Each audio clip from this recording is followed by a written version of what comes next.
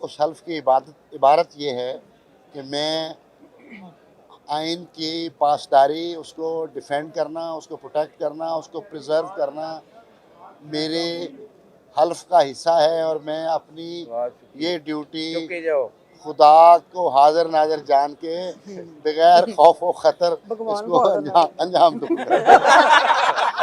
लेकिन अनफॉर्चुनेटली आपने देख लिया कि जिस आइन के तहफ़्फ़ुज़ की कसम उठा के वो जज बनते हैं, उसी आइन के हल्फ को पामाल किया जा रहा है।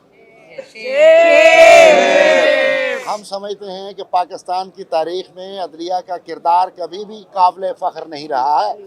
इन्होंने सिर्फ सेल्फ सर्विंग जजमेंट्स दी हैं, अपने आप को प्रोटेक्ट करने के लिए ये फ़ैसले देते हैं, अवाम को प्रोटेक्ट करने के लिए इन्होंने कभी फ़ैसला नहीं दिया।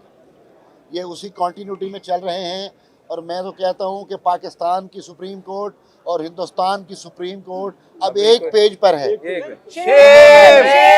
उन्होंने कश्मीर की तहरीक आज़ादी को सलब करने के लिए आर्टिकल 370 को वैलिडेट करार दे दिया है और इन्होंने मिलिट्री कोर्ट्स में सिविलियंस के ट्रायल को वैलिडेट किया। बुलाया जाए और वकला की इस तहरीक को एक मुनज़बित अंदाज में, मुरतब और मुअस्सर अंदाज में इसको जारी किया जाए। आज का हमारा ये फ़ैसला है कि ये जो बेंच ने कल फ़ैसला दिया है, जो के तहत मिलिट्री ट्रायल को उन्होंने इजाज़त दी है और वो उस ऑर्डर को सस्पेंड किया है, वो गैर आइनी और गैर कानूनी है। सीनियर 5 जजेस का फ़ैसला और जूनियर 5 जजेस का फैसला, ये इक्वल नंबर ऑफ जजेस का फैसला पहले वाले फैसले को ना मुअत्तल करता है ना मनसूख करता है। छठा जज जस्टिस मुशर्रफ हिलाली को हम सलाम पेश करते हैं।